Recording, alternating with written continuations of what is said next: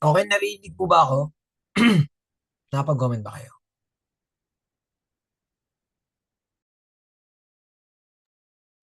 Okay, so ito ay mabilisan lang na, no, na ah, huling bulong or last minute ah, tips para sa inyong criminological research 1 and 2. Ano? Okay? So ito yung mga ginawa kong simplified version para at least ito yung magiging basis po ninyo pagdating sa ating criminological research 1 and 2. Okay? So again, lagi natin kino-compare aling topic, case study and phenomenology. So tinalagi. Okay? We always compare these two. Case study and your phenomenology. Sa ano ba ang pinagkatulad ng dalawa?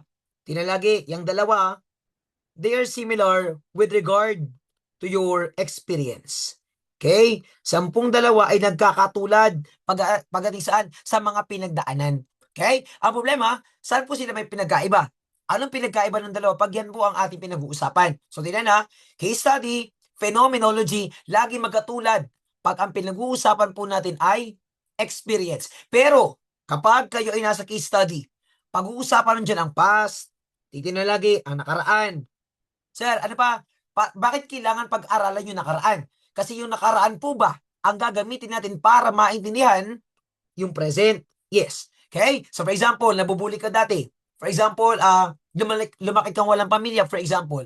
Okay? Nakaapekto daw ba yung nakaraan mo sa present behavior mo? At paano po natin gagamitin yan para malaman yung possible future ng isang tao? Okay? Kapag yan ay pag ang pinag-uusapan po natin ay case study. So, tinan lagi, holistic po. Pag sinabi niyong case study, yan ay holistic. Kabuuan, holistic.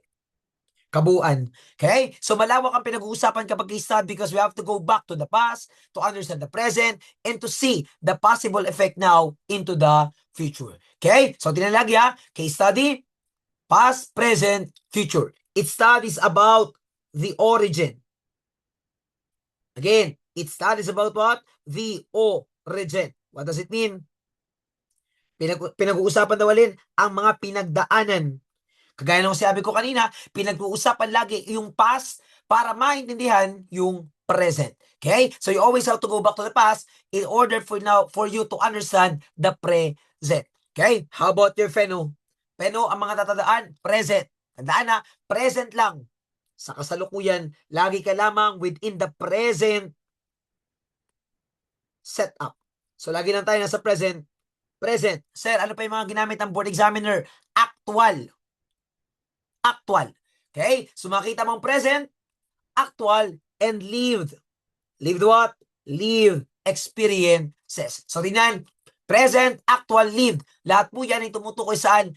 Present phenomena. So tinalagay ang pinagkaiba. Pag case study, pheno, they are both talking about what? Experiences. Now, anong goal ng pheno? The goal of pheno is to now to explain or to generalize the answer. Saan ibig sabihin nan? Kapag sagot nga ulit ng majority, laging pinag-uusapan dyan, the answer of majority. Okay? Laging pinag-uusapan dyan is the answer of majority is the answer of all. Okay? The answer of majority is the answer of all. So, tandaan na, the answer of majority is the answer of all. So, kung gaya lagi nating example, kapag meron kang 5 participant, at 3 po doon magkakagaya na ng sagot, do we still need to continue the conduct of the interview? No more.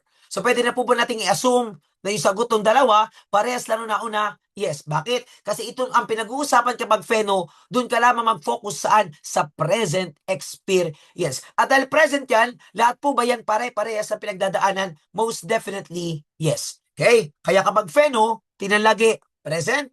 Pag nakita yung mga yan, present, actual, and lived experience, wag na magduda pa, that is now phenomenology. Okay?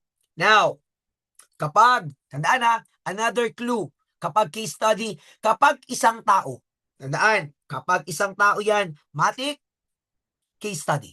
Okay? Kapag isang tao, matik, case study. E paano sir kapag grupo na? Now, kapag group of people naman, dyan mo na pag-uusapan o kailangan mong balikan kapag group of people. Kapag madamihan, okay, group of people, kailangan mo nang tingnan alin ang past, present, and future. Okay? So kapag madami, okay, tingnan na, kapag madami, kailangan mo naman pag-usapan, tingnan kung saan nakafocus ang pag-aaral, past, present, or future. Pero kapag isang tao, hindi mo na kailangan tingnan ng past, present, and future, or even just the present. Kasi kapag isang tao, matik, i-apply mo na yan for what? Case study. Okay? Now, kapag hindi yan case study, sa hindi yan pheno, ano nga po lagi yung pwede nating isagot? Descriptive. Okay? So, tingnan lagi. Basta hindi case study, hindi pheno. Sir, hindi pa yan experimental, hindi pa yan correlational, hindi pa yan grounded, hindi pa yan ethnography. Anong sinabi natin? Laging isasagot ay descriptive. Okay? Always answer now, descriptive. Now, bago natin punta ng descriptive, puntahan natin ang ating experimental design. Okay? So, kapag experimental design, sir, meron po bang binago? Yes. Meron binago. May binagong variable. May binagong variables. At kapag may binago, definitely meron po ba yung epekto? Yes. Kaya nga pag meron kang binago, matik, meron din yung alin? Effect. Okay? Kaya merong dahilan. Ano yung dahilan? Sir, may binago ako sa variable. At dahil meron akong binago, pwede po ba magkaroon ng epekto yan doon sa ating isa pang variable? Yes. So, tinalagi, basta cause and effect, experimental. Now, makita anong term? Pag nakita ang effect, the effect of, the effect, ano ba? The implication, ano ba? Impact. Okay? So kapag nakita yung mga term na yan, effect, implication, impact, we are talking about what? Experimental design. Okay? So tandaan na, may dahilan, kaya merong pagbabago. May binago, kaya merong epekto. There is a cause and effect. Now, it involves what? Manipulation. So yan na nga yung binago. Yung tinatawag nating manipulation, yan na nga po yung binago natin para magkaroon ng epekto. So you have to manipulate a variable. You have to change. You have to alter a variable in order for us to have a what? An effect or epekto. Okay? So yung mga terms na kailangan nyo makita with regard to your experimental design. Now, tatlong uri ng experimental. Number 1 is pre. Number 2 is true. And number 3 is quasi. Okay? So meron tayong tatlong uri ng experimental design. Pre, true, and quasi experimental design. Now, kapag pag pre-experimental, trial and error. Kumbaga, sinusubukan lang. Try lang natin baguhin. Kung magkaroon ng epekto, gamitin ang ating experimentation. Okay? Kaya nga before the actual experimentation, that is just the trial and error. Now, sa successful ang aking pwede na po ba akong gumamit ng true experimental? Pwede. Saka kagagamit ng true experimental design. Okay? Now, sa true experimental, meron tayong tinatawag na random assignment. There is a concept of what? Random assignment. Okay? So, paano naman nagkakaroon ng random assignment? Random assignment happens kapag, tandaan na, kapag hindi po tayo nag-a-assign kung saan ka malalagay. So, bakit? Kasi kapag experimental, it involves now two groups.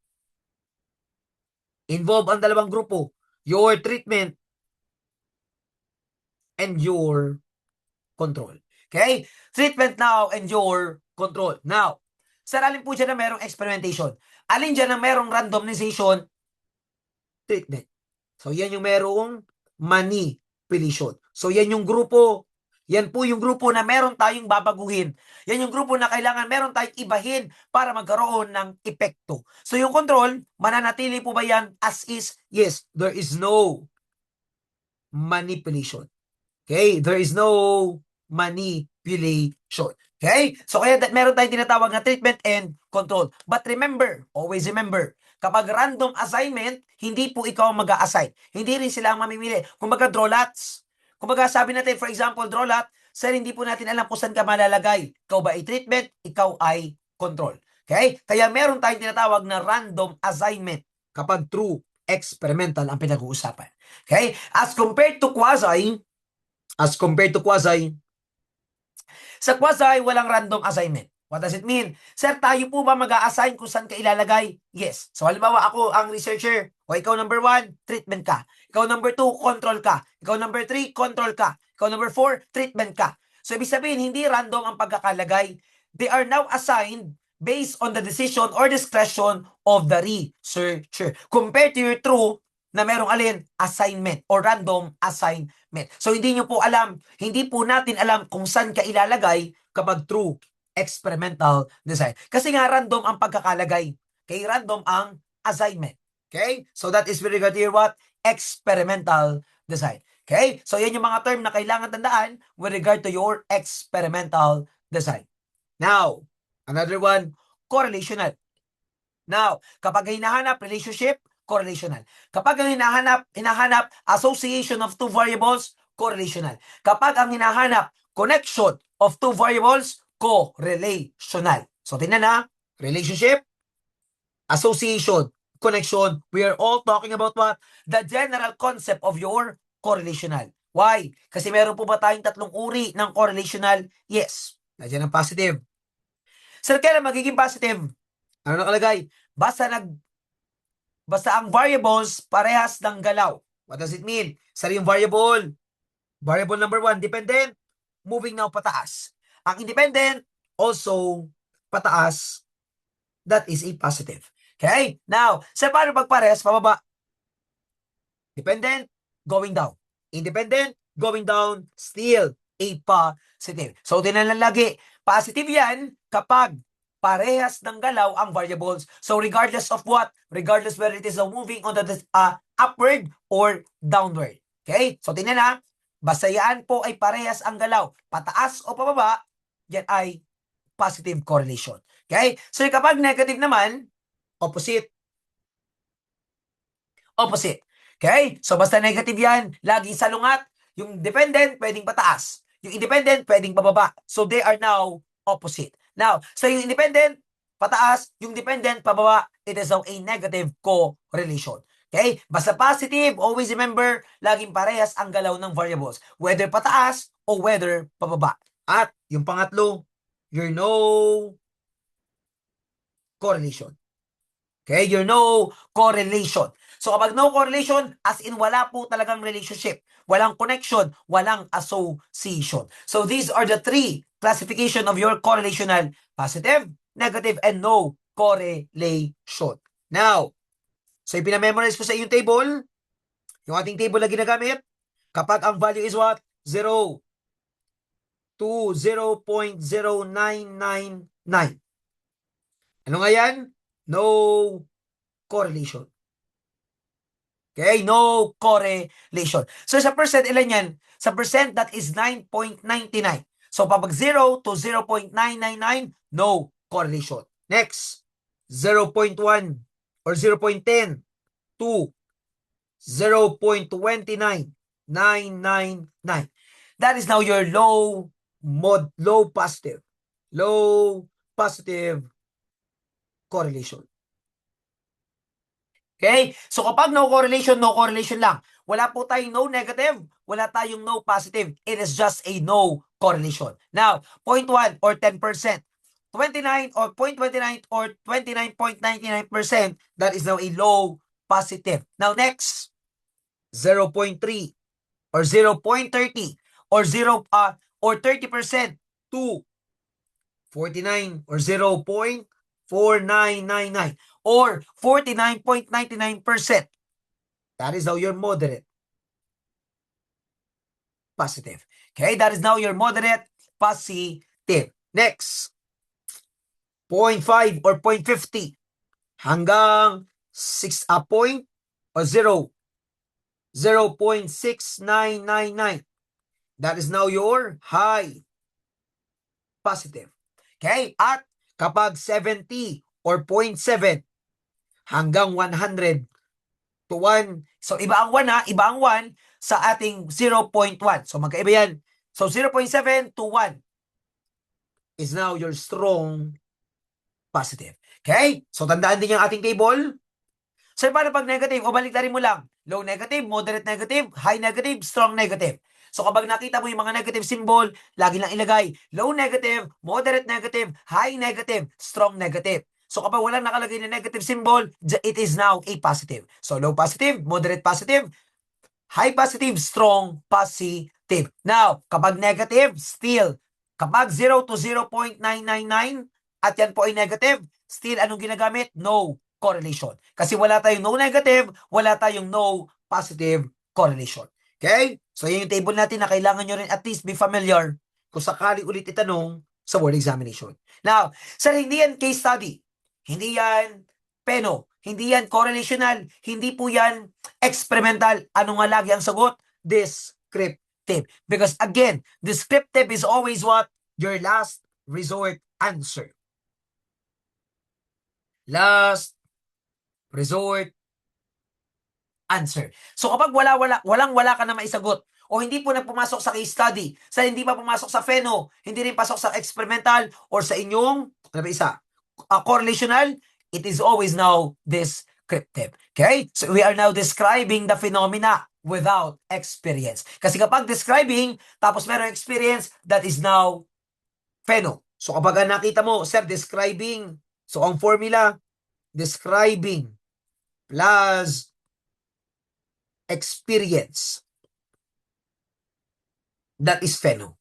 Okay? Now, tanggalin mo experience, just describing lang, it is now descriptive. So, describing plus the experience, it is equivalent to what? Phenomenology. Okay? Phenomenology. Okay? Next, with regard to your citation. Okay? So, again, for the purposes of your citation, kaya po natin ginagawa yan para saan? Again, for your, okay, the so-called what? For the prevention of your plagiarism. So, kaya po nilalagyan natin citation to prevent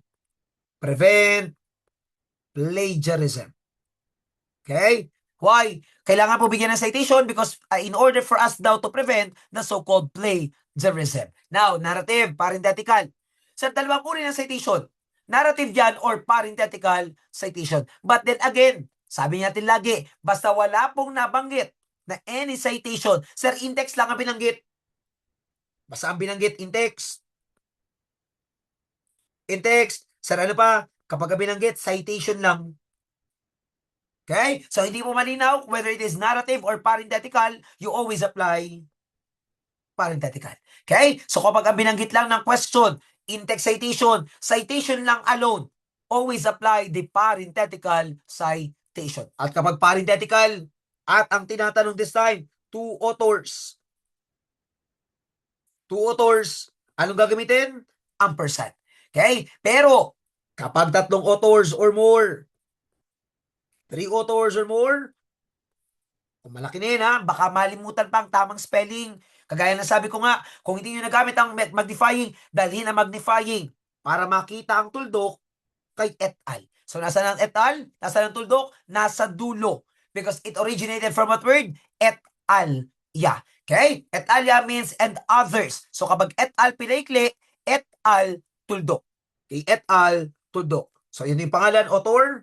Anong part ng author? Surname. Okay? Lagi na dana, kapag citation, apelyido lang ang kailangan. Okay? Now, basta citation, whatever citation are we going to use, always use the surname of the author. So, hindi kasama ang first name, hindi kasama ang middle initial. It is just the surname of the author. So, regardless of narrative or parenthetical, just the surname. How about the date? The year of the publication. Okay? The year of the publication. Sir, dalawang authors sa narrative, end. The word end. Basta narrative, narrate, nagkwekwento. And narrative, end. Narrative, end. Magkatunog, end. Narrative, end. Sir, parenthetical, parenthesis, parenthetical, parenthesis. Okay, so magkatunog ulit. Parenthesis, parenthetical. So kapag dalawang authors, ampersand. May letter P, ampersand. Pero, basta tatlo yan. 3 authors or more. So, lagyan natin ng or more. 3 authors or more. 3 authors or more. Ilan lagi? O ano lagi? Et al. So, regardless of what? Regardless whether it is now narrative or parenthetical. Okay? So, regardless again whether it is now narrative or parenthetical, it is always et al. But then, kapag ang tinatanong ay citation, anong gagamitin? So, tatlong authors, citation, parenthetical. That et al, kasi ang tinatanong is citation. So, kapag ang question citation, pili ka lang narrative or parenthetical. Doon ka lang mamimili. Okay? Now, kapag tinatanong naman, ano ang gagamitin in connecting the names, kapag tatlo, et al. Always. Okay? Et al. Always. Okay? Next, with your null and alternative hypothesis. Okay? Null hypothesis and your alternative. Okay? Alternative hypothesis. Now, ano nga symbol ng null? HO. HO, paano basa? H naught. We read it now as H naught. Okay? Basta null po yan, paano nakasulat ang statement negative. Okay? Basta null yan. Tandaan na, null, negative. So, basta na null, lagi nakasulat in a negative statement. Pero, kapag tinatanong po tayo ng null, sir, paano pag lahat ay negative? What if all examples or all questions or all choices are written now in a negative statement? Now, kapag all are negative statements, remember, all are negative statements. Basta lahat po yan ay negative. All are negative statements. Titinan lagi yung no relationship. So, lagi ang hahanapin yung may konsepto ng relationship. Okay? So, kung halimbawa wala tayong choices po ay negative, hanapin lagi sa pamimilian ang may konsepto ng correlational study. Okay? Yung konsepto ng no relationship. So, HO, H naught. How about alternative? Anong symbol? H1. Okay? Or H sub A. Okay? H1 or H sub A, that is your alternative hypothesis. Okay? Now, null, negative. Alternative is now positive statement. Now, between the two, ano nga daw ang laging ginagamit? Null. It is the most common hypothesis. Why? Sir, bakit yan daw ang laging ginagamit? What is the reason? The reason is, yan po ay meant to be tested. That is meant to be rejected. Meant to be tested, meant to be rejected. So, ibig sabihin sa simula, yan po ba ay ginamit natin as a negative statement? Yes. But along the way, as we progress in our study, yan po ay magiging ano daw? Alternative. Kaya nakalagay dyan, meant to be tested because it is meant to be rejected. At paano nga natin masasabi rejected yan? Gamit ang p-value. Gamit ang tinatawag ating p-value na kapag less than, rejected. Kapag more than, accepted or fail to reject. Okay? So, tandaan ha, basta pag tinanong kayo ng null example of any null hypothesis, ano lagi? Yung lagi merong negative. Now, sir, pag lahat ay negative, ano nga hanapin? Yung merong no relationship. Okay? So, ito lagi ang magpe-prevail. This will always prevail kung lahat ay negative. Okay? So, for your null and alternative, that is the concept. Okay? Kasi ang papahanap po sa inyo is what? Mga example. Okay? Kung magbigay mo ng definition, madali lang. Pero kung example again, always look at what? The relationship. Kung sakaling lahat ay null o maraming negative statement. Next, ito yung mga terms na kailangan yung familiar with. The mean. Sir, paano kinukuha ang mean? Add, then divide. So, lahat ng add, lahat ng data, pinag-add. Sir, natandaan na, kapag binigay ulit ng examiner, may decimal. Basta merong decimal yan. Okay? Basta merong decimal. Kapag nag-add, ang magkakabantay decimal. So, kailangan nyo pong i-align ang decimal. Okay? So, hindi yung numbers ang i-align na, yung decimal. So, kailangan yung i-align para makuha ang tamang sagot. Okay? So, tatandaan na, when you are getting the mean, you have to align the decimal. Kasi most of the example ng examiner, lagi naka-decimal point. Kasi anong gagawin ko dyan? You add. You add, then divide. Saan kayo divide? Sa kung ilan yung data. So, kung halimbawa, tatlo yan, divided now into 3. So, tatlo, 1, 2, 3, divided now into 3. So, remember again, align lagi ang decimal. You align the decimals. Okay? So, yan po ang magiging basis natin para magkaroon tayo ng sagot. Okay? Next. So, anong unang sagot natin ulit? Again, kapag wala namang binanggit, ay kung sinasabi sa inyo yan, basta walang binanggit na kung anong sagot, basta ang sinabi lang what is the mean, kung anong lumabas sa calculator, kung anong lumabas sa inyong competition, yun lagi ang sagot. Kung may decimal yan, you answer now with a decimal. So walang decimal, puro whole number yan. So you now follow the rules of, what do you call this one? Rounding off. Okay? So you now follow the rules of rounding off. So kung ang katabi halimbawa ng 3, okay, ang katabi ng 3 ay 0. Ang anong katabi ng 3? 1. Anong katabi ng 3? 2. 3 or 4? 1, 2, 3, or 4. Ano sinabi natin kay 3? Do we add 1? No. So mananatili po ba yan sa number 3? Yes. Okay? So it is now remained as 3. Pero kung ang katabing number nan ay 5, 6, 7, 8, or 9, tandaan, from 3, madadagdagan po ba ng isa? Yes. So kung ang katabi ay 3, katabi is what? Sa katabi ay 5, 6, 7, 8, or 9. From 3, magiging ano yan? 4. Okay? So, ganyan naman na. So, tandaan muna lagi. Again, pwede po bang dalawa yung sagot natin? Pwede. But then again, tingnan muna ano lagi yung hinahanap. So, kapag wala nakalagay, laging decimal. Okay? Kung walang nakalagay sa tanong kung anong klaseng mean, always answer with the decimal. So, kapag walang decimal dyan, then you answer now the rounding of number. The round of number. Now, saan nakalagay sa question naman, round off dapat, kumbaga whole number dapat. So kahit tama ang iyong, for example, decimal at nasa pamimilian yan. Pero ang question again, ang hinahanap ay whole number, wala kang pakailam ngayon sa decimal. So again, depende po yan sa kung anong itatanong ng ating examiner. Basta walang nakalagay, lagi may decimal ang sagot. Okay? Next, mode. The most recurring, the most frequent number. Okay? So kung ano po yung lagi nauulit, paano pag dalawa ang naulit? Dalawang 1, dalawang 2, piliin nyo mas mataas. Okay? Dalawang 2, dalawang 3, piliin ang number 3 because mas mataas ang 3. Tatlo ang 3, tatlo ang 5, piliin ang 5 kasi mas mataas ang 5. So tandaan na, kapag mode, kailangan po nauulit yung number. Paano sir kapag walang naulit? Di wala. None. There is no mode available. Okay? No mode available. Next, median. Sir, about the median now, median, we look for the middle number. Sir, ano kailangan kong gawin dyan, sir? Kailangan kong i-arrange lahat ng data. Okay? I have to arrange all the data from highest or lowest to highest or highest to lowest. Now, pagka-arrange, piliin nyo nasa gitna. Okay? Kung ano mang nasa gitna, yun po ba ang ating median? Yes. Paano sir kapag dalawa? 1 and 2 ang nasa gitna, halimbawa, 2 or 3 ang nasa gitna. Now, you add. Kapag dalawa ang nasa gitna, you add, then divided by 2. Okay? So, kung 2 at 3, add 5 divided by 2, 2.5. Okay? So, you answer now 2.5 as your median. Instead walang 2.5, ang meron 2 or 3, then you answer 3 because of the rounding of rule.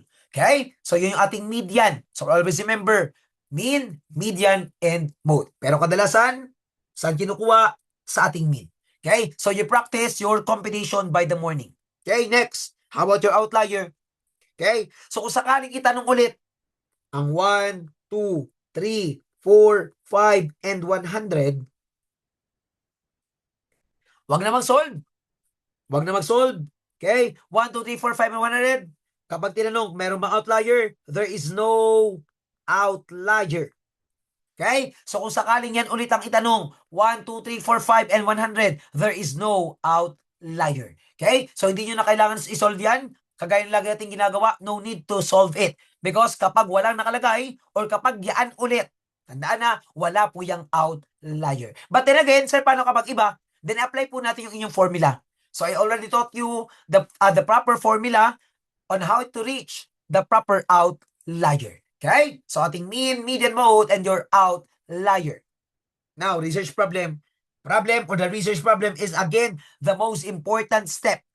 The first step and the fundamental step. So bakit? Basta walang problem yan. Tandaan, kapag hindi maganda ang problem, sir, pwede po bang palpak din ang ating research paper? Yes. Ano pa? Sir, yan po ba ang pundasyon ng pag-aaral? Yes. Kasi bago ka makagawa ng research, bago ka makagawa ng hypothesis, bago ka makagawa ng alternative, ng assumption, kailangan mo na may problema. So hanggat walang maayos na problema, hanggat walang problema, hindi ka daw makakapagsimula ng pag-aaral. Okay? So that is your what? Research problem. The most important step in a research paper. Now, sa paggawa ng problem, it must be smart. Okay? So be familiar with SMART, specific, measurable, attainable or achievable, relevant or realistic, and time-bound. Okay? So tandaan na, tinanong na yung sa board. Tinanong dyan yung M, so you answer it measurable. Kapag S, is specific. Okay? Now, sa meron tayong abstract. Be familiar with abstract. Okay? Abstract, ilan na maximum? 250. Okay? So kapag nakita nyo again, maximum of 250, abstract. Minimum of 250, synthesis. So magkaiba, tingnan.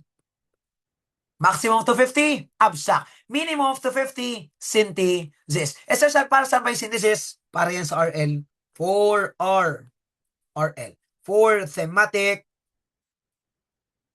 RRL. Okay? Now, ilan po bang abstract? Isa lang. Kapag gumagawa ng abstract, isa lang. There is only one abstract. Pero kapag gagawa ka ng synthesis, pwede po bang makagawa ng maraming synthesis dyan? Pwede ba ako makagawa ng 5? Yes. Pwede ba ako makagawa ng 6? Yes. Why? Because ang ating problem, together with your what? RL, yan po ba ay magka-partner? Yes. So ang ating RL, ang inyong problem, yan po ba ang basehan ng lahat?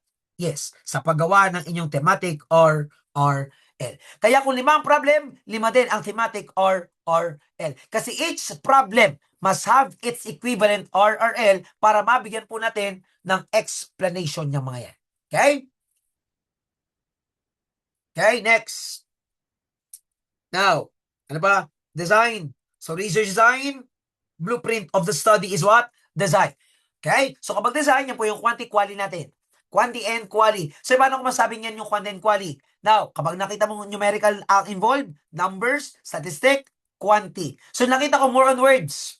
More on thematic explanation. That is your qualitative design. Okay? So, again, kaya blueprint yan. Kasi the moment na marinig ko yan, the moment po ba nagkaroon ako ng hearing, okay? Or I have encountered the word quanti and quali. Do I have now the idea kung paano po ginagawa ang pag-aaral? Yes. Okay? Kagaya ng quanti. So, kapag nakita mo quanti yan, matik, nagkakandak ng survey. Nakitig ko quali yan, matik, nagkakandak na alin ng interview. So, ibig sabihin, kapag design, we are referring to it as what? Blueprint. Yan po ba yung kaluluwa ng ating pag-aaral? Yes. Yan po ba yung kaluluwa ng ating research paper? Yes. The design of the study. Framework is the roadmap. Framework now is the roadmap. So design is the blueprint, framework now is the roadmap. Pero kapag sinabi, sir, wala nakalagay, lahat ay merong iba't ibang choices. Okay? Kapag specific na roadmap, that is conceptual. Specific roadmap. That is your conceptual. Okay? That is your conceptual framework. Okay, conceptual framework. Now, basic research. So, ito yung mga medyo lumang tanungan. Kapag ang goal ng pag-aaral, mag-develop ng theory. At wala kang goal para i-test kung tama o mali yan, basic yan. Okay? So, or basic or pure. Basic or pure. Okay? So, kapag ang goal is what? To develop theory without intention to test it, basic. Now, saan nakagawa ko ng theory? Halimbawa, I now develop a theory. Sabi ko, ang society is safe kapag mayroong police visibility. So that is just your theory. Pero paano kung malalamang tama o talagang implementable yan? Kumbaga tama o talagang pwede nating gawin. Okay? So gagamitan mo ng apply. Ang nakalagay dyan, applied research is the application of theory developed in basic. So lahat ng theory ginawa mo, itetest natin. So the applied meant to test. It meant to test the basic. Okay? It is meant to test the basic theory. Okay? Or the basic research paper. So, lagi po mong magkatambal yan? Yes. Pero pwede bang wala ang applied pero merong basic? Pwede. Pero pwede bang wala ang basic nang wala applied? No. Kasi saan po ba magbabase ang applied? Sa basic. So, kapag merong theory nilapag, pwede po ba nating i-test? Pwede. So, hanggat walang theory yan, hindi pwede magkaroon ng applied.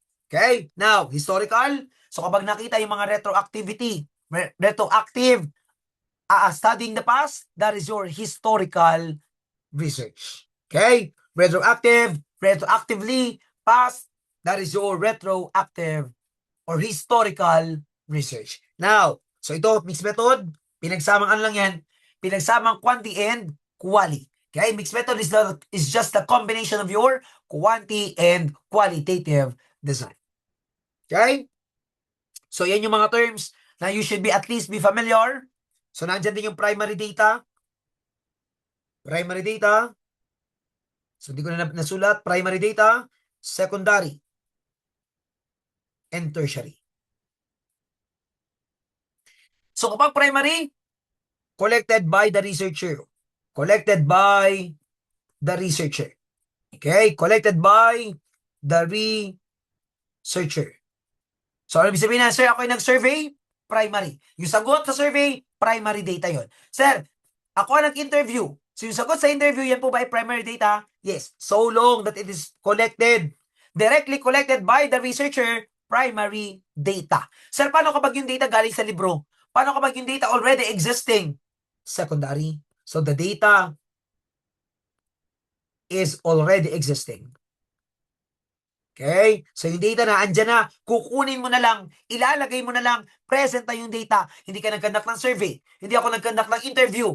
Pero gagamitin ko na po ba yung data coming from another author? Yes. Ang tawag, secondary data. Okay? At kapag tertiary data, it is now the summary, compilation, okay? Summary, or compilation. Okay? Summary now or compilation. So when you say summary, okay, yan po ba ay pinaikling part ng isang research paper? Yes, kagaya ng abstract. Tertiary. Abstract is an example of tertiary. Abstract. Ano pa? Synthesis are some of the example of tertiary data. Okay? So, primary, secondary, and your tertiary data. Primary, ikaw mismo ang kumuha. Secondary, nandyan na yung data, kinuha mo na lang. Present na yung data. Tertiary is what? Sinamarize mo yung data sa primary and secondary. Kaya meron kang abstract, meron kang synthesis. Okay? These are your primary, secondary, and tertiary data. Okay, next. Next is your ethical consideration. Okay? So dito may kinukuha rin ng ating examiner. Remember, pinagkaiba ng confidentiality and anonymity. Kapag may kinuha kang data, personal, sir, kinuha ko yung pangalan, edad, email, ano ba, address, for example, sex, kinuha ko yan, ang tawag, confidentiality. Okay? Pero dahil kinuha po natin yung data, anong goal natin? Hindi pwede yung ma-disclose. Hindi yan pwedeng ma-disperse. Hindi yan pwedeng maikalat kung kani-kanino. Kaya nga ang konsepto, confidentiality. Kukunin ko yung data mo, pero hindi pwedeng ikalat confidentiality. Okay? Now, we keep our participant, we keep our respondents anonymous. Therefore, sir, wala akong kinuhang personal info. Para kung sakali, hindi po ba natin ma-identify yan basta-basta? Yes, ang tawag, anonymity. Okay? So, kapag wala kang kinuhang data, sir, hindi kinuha ang pangalan, sir, hindi pinicturan, hindi kinuha ang edad, ang email, kung anumang personal data, it is always anonymity. Okay, so tingnan pinagkaiba, anonymity, walang kinuhang personal data. Confidentiality, may kinuha, pero kailangan po ba nating protektahan? Yes. Now, informed consent, anong kailangan gawin? Ipaliwanag ang pag-aaral. Kung baga, halimbawa, kung kukunin mo yung consent niya, kailangan mo na-explain yung pag-aaral. So, you explain the study, you explain the rationale, you explain the methods, kanino doon sa ating participant or respondent. At kapag pinaliwanag mo yan, pwede po ba siya magkaroon ng voluntary participation? Yes. Okay? Saka lang siya magkakaroon ng desisyon kung sasali o hindi. Paano kung sa una, pumayag, pero later on, ayaw na. Sabi, ayaw ko na pala mag-participate, busy akong tao. Sir, pwede po ba nating pigilan yung tao na hindi na siya sasali? No. Okay? So, bakit kailangan natin siyang pagbigyan kung ayaw na niya po niyang mag-participate sa ating research paper? Why? What is the reason? Kasi kapag pinilit po ba yan, pwede po ba yung data na ibibigay niya sa atin iba na? Pwede po ba yung data binago na? Pwede po ba yung data is altered data already? Yes. So kapag ayaw na daw ng ating participant, kapag ayaw na ng ating respondent, hindi na pwedeng pilitin. Okay? Because of the concept of what? Voluntariness or your voluntary participation. Okay? Now, nagkandak na ako ng survey, sir. Nagkandak na ako ng interview. Now, merong result. Kailangan po ba yung result hindi ko binabago? Yes. Ang tawag, results communication. Okay? No falsified or altered information. So, hindi ka pwede magdagdag, hindi ka pwede magbawas. Sir, kulang ako ng isang participant. Halimbawa, kulang ako ng isang respondent. Sir, ako na lang yung nagsagot. Pwede po bang maiba yung sagot or general answer ng ating analysis and data interpretation? Yes. Okay? So kung kulang ng isa, maghanap ng pamalit. Hindi pwedeng ikaw ang sasagot o hindi pwedeng dadayain ang data. Okay? So ang tawag po dyan is your results communication. Okay? That is your results communication. Next. So ito rin, paboritong tinatanong sa board, validity and your reliability test. Okay? So kapag reliability, kailangan yung sagot, same answer. Okay? So ibig sabihin, sir, kahit ulit-ulitin po ba natin yung question, okay? Dapat po bang pare-parehas ang sagot niya? Yes. Consistency. Okay? So para maging reliable daw yan, kailangan is what? Same answer already. Okay? Now, kapag validity naman, naandyan ang alin? Sir, kailangan po ba sinasagot ng ating questionnaire? So itong dalawa, saan ginagamit? Sa inyong instrument. Gagamitin po natin yan for your instrumentation. Yung ginagamit po natin for data gathering. Yung ginagamit po natin for survey. Ang tawag dyan ng instrument. Pero bago po natin gamitin yan, i-implement ang survey, i-implement ang interview, kailangan bang magkaroon ng dalawang test? Yes. The reliability and your validity test. Now, between the two, ano nga ang mas mahalaga? Validity. So this is more important. Okay, that is more important. So okay lang po bang hindi reliable basta valid? Yes. Pero okay lang bang reliable pero hindi valid? No. Kasi again, which between the two is now more important? It is now the validity. Okay? So kapag tinanong tayo, halimbawa, ano yung mas mahalaga? Validity.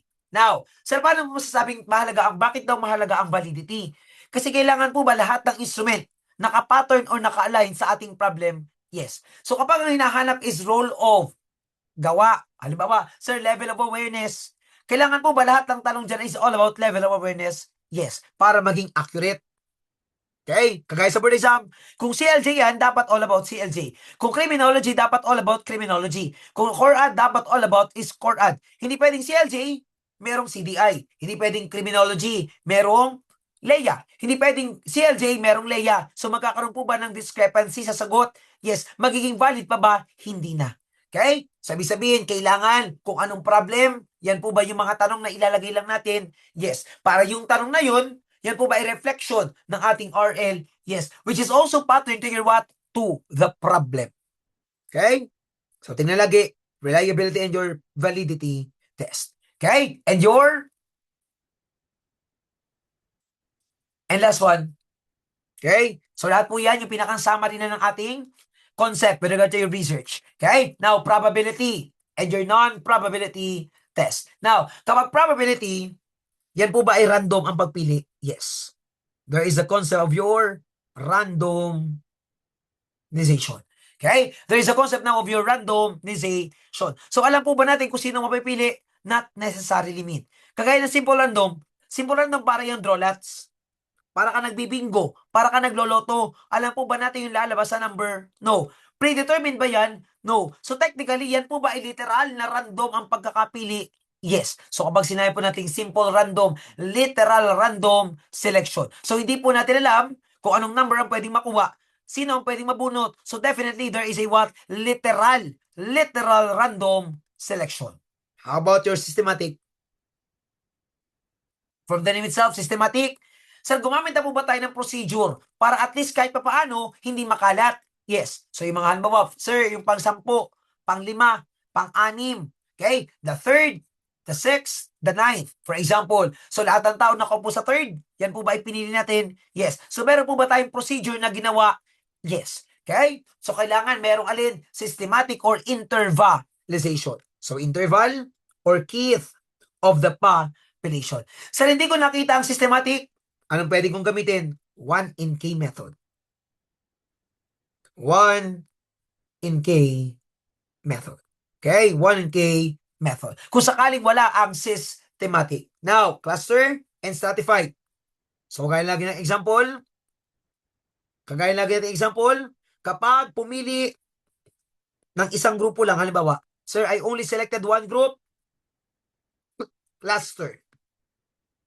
Okay? So, yung isang population, hinati-hati, pumili ng isa, cluster. Sir, pumili ng dalawa, cluster. Sir, pumili na to, cluster. Pero kapag pinili mo lahat, sir, pinili ko yung group 1, kasama yung group 2, kasama yung group 3, kasama yung group 4, that is now stratified. Okay? That is now your stratified. Okay? Now, sir, kailan ko gagamitin yan? Kapag masyadong malaki ang population.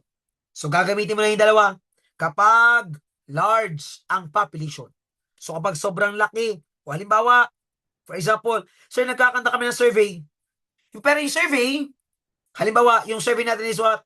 So, yung survey namin ay, o yung aming research local is Metro Manila. Sa sobrang daming tao sa Metro Manila, sir, paano po namin pipiliin dyan sa sobrang daming dyan? Hindi pwede andyan ang drawlats. Okay? Kasi sobrang daming tao, milyon, baka nga ang tao dyan. Now, anong pwede po natin gawin? Cluster or stratified. Okay? So, pwedeng by city, by barangay, halimbawa. Okay? So, after we divide by the barangay or by age, dyan, saka po ba tayo pipili? Yes. Okay? So, tandaan na, kapag maliliit na grupo, saka nyo gamitin ng simple random or systematic. Kapag malalaking grupo, saka gamitin ng cluster and stratify.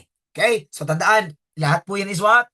Randomization. At kapag yan ay non-probability, there is no randomization, no random decision. Okay? No randomization.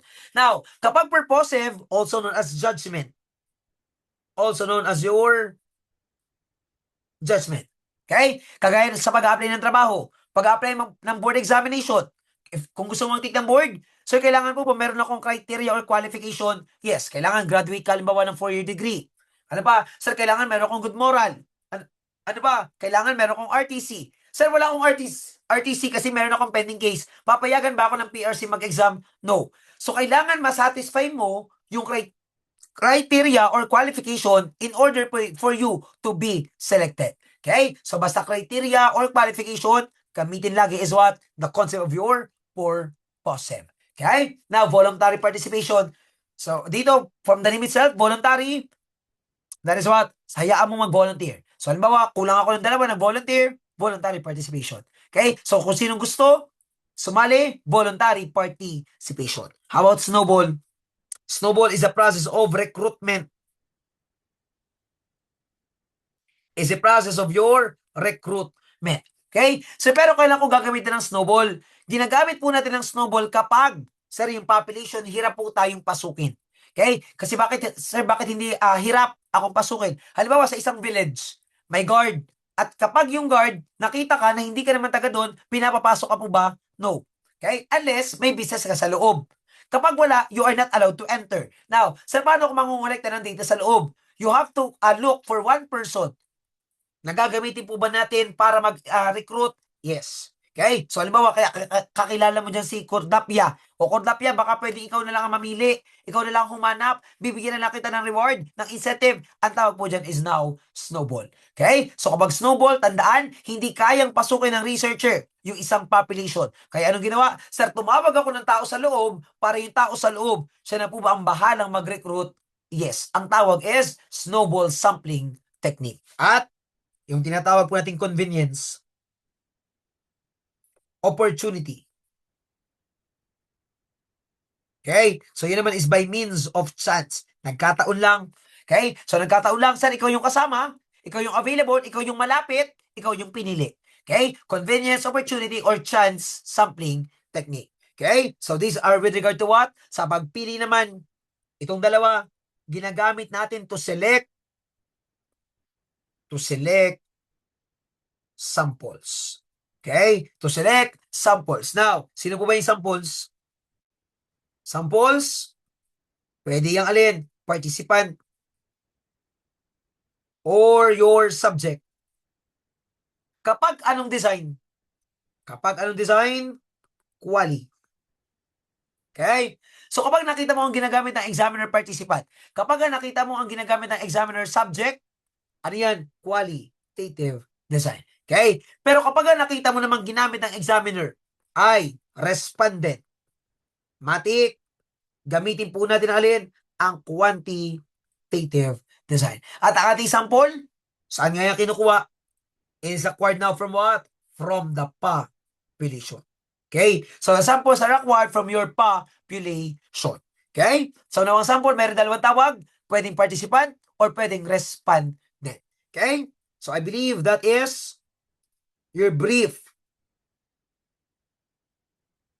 last minute tip with regard to your research paper. Okay? So tandaan ha, dyan lang naman manggagaling ang questionnaire natin. Dyan lang manggagaling ang tanungan ng ating examiner with regard to your research paper. Okay? So yan lang ang kailangan nyo basahin. You don't need to go back to the Q&A. Kasi kapag Q&A, medyo complicated pa. So you go to the basic, you go to the definition, you go to the concept. Okay? So nahasa naman na kayo dyan. So alam nyo na kung paano i-apply yung mga tanungan natin with regard to your criminology area. Okay? So that concludes our what? Our huling bulong or last minute tips with regard to your criminological research 1 and 2. So good luck, good luck. So galingan niyo po sa ating criminology area sa umaga. So bang umaga na yan, galingan niyo na kasi meron kayong 3.5 hours sa pagsagot ng criminology area. Okay?